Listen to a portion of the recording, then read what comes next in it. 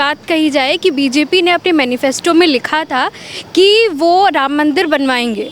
जैसा कि उन्होंने मैनिफेस्टो में लिखा वैसा ही उन्होंने किया। ये बात और है कि चुनाव आने से पहले किया गया, और उससे पहले भी जब पुलवामा अटैक हुआ था उसके बाद भी जो भी चीज़ें हुई हैं, तो हाँ अगर कहें कि राजनीतिकरण हुआ है, लेकिन क्योंकि बीजेपी ने अपने मैनिफेस्टो में लिखा था तो वो उनको ये करना था। तो राजनीतिकरण होना एक महज एक स्टेटमेंट है, लेकिन ये बात और है कि इस बार भारत की जनता ने एक नया ही आयाम सेट किया है कि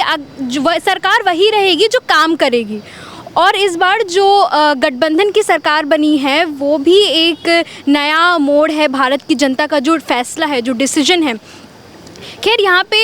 हम एक बात और साथ ही जानेंगे कि जो फ़िलहाल की जो पॉलिटिक्स है, जो विपक्ष में समाजवादी पार्टी में एज अ विपक्ष क्या 5 साल के लिए वो एजेंडा रहने वाला है, किस तरह से वो बीजेपी सरकार को अटैक करेंगे, किस तरह से वो सवाल करेंगे ताकि ये सरकार और भी ज़्यादा कॉन्शियस हो जाए कि हमें अब काम करना है, सिर्फ पब्लिक रिलेशंस नहीं करना है पूरे देश भर में, वर्ल्ड भर में। तो हम पहले जानेंगे कि एजेंडा क्या है, कि अब विपक्ष क्या सोच रहा है, समाजवादी पार्टी क्या सोच रहा है कि वो क्या सवाल करेंगे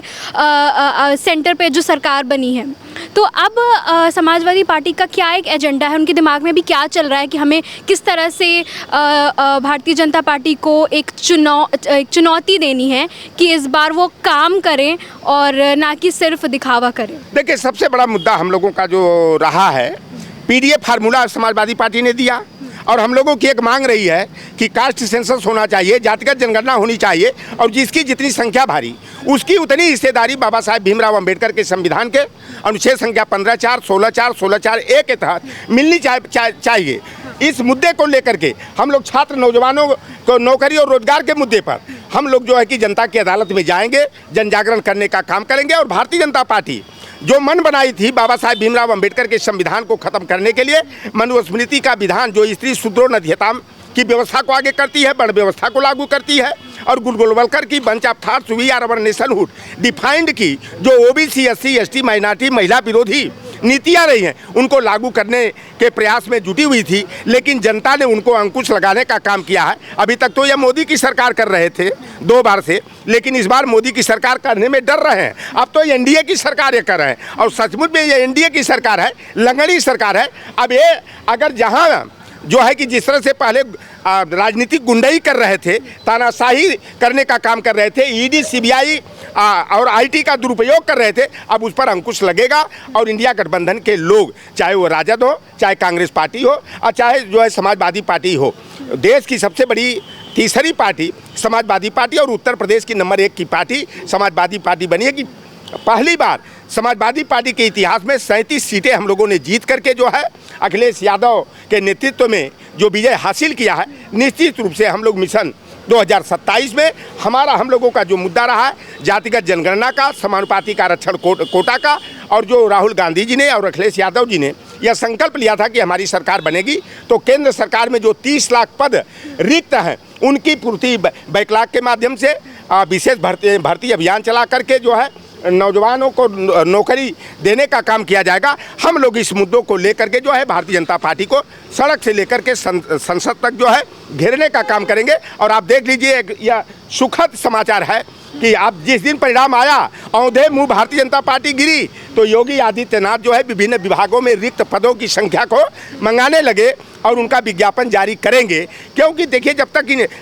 इनकी नकेल इनको लगी हुई है, इसलिए अब जो छात्र नौजवानों का मुद्दा हो, किसानों का मुद्दा हो, मिडिल क्लास का मुद्दा हो, उस मुद्दे पर निश्चित रूप से बीजेपी जो है कि घुटना टेकेगी। और जो हम लोगों का एजेंडा रहा है उनको किसी न किसी रूप में उसको आगे करना पड़ेगा।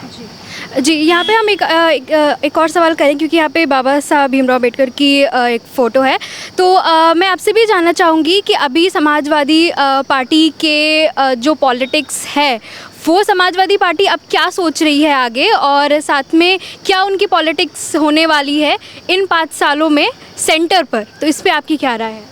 बहुत बहुत धन्यवाद। समाजवादी पार्टी हमेशा से बाबा साहब डॉक्टर भीमराव अम्बेडकर राम मनोहर लोहिया जी मानवर नेताजी की विचारधारा को आगे बढ़ाने के लिए काम करती रही है। उसी का परिणाम है उत्तर प्रदेश में समाजवादी पार्टी आज उत्तर प्रदेश की नंबर 1 की पार्टी बन चुकी है और समूचे भारत देश में आज ये स्थिति हो गई है कि जो 10 साल तक भारतीय जनता पार्टी का निरंकुश शासन रहा है, जिस पर किसी भी प्रकार का विपक्ष कोई रोक टोक नहीं था, विपक्ष था ही नहीं, विपक्ष रोकता कैसे,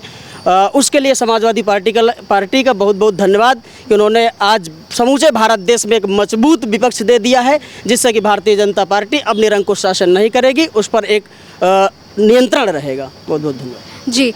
जी, ये हमारे साथ थे समाजवादी पार्टी के नेता जिन्होंने हमसे बात की। साथ में उनकी अभी पॉलिटिक्स क्या मोड़ लेने वाली है, क्योंकि अभी 5 साल के लिए सेंटर पर समाजवादी पार्टी का क्या राजनीति होने वाली है, उनके दिमाग में भी क्या चल रहा है, ये सारी चीज़ें जो हमसे साझा की यहाँ पे नेताओं ने। तो इसी के साथ ही हम यहाँ पे विराम देंगे। साथ ही आप बड़ी खबरों के लिए देखते रहिए news now Bharatvarsh. Camera person Jitendra के साथ मैं दीपिका सोनी।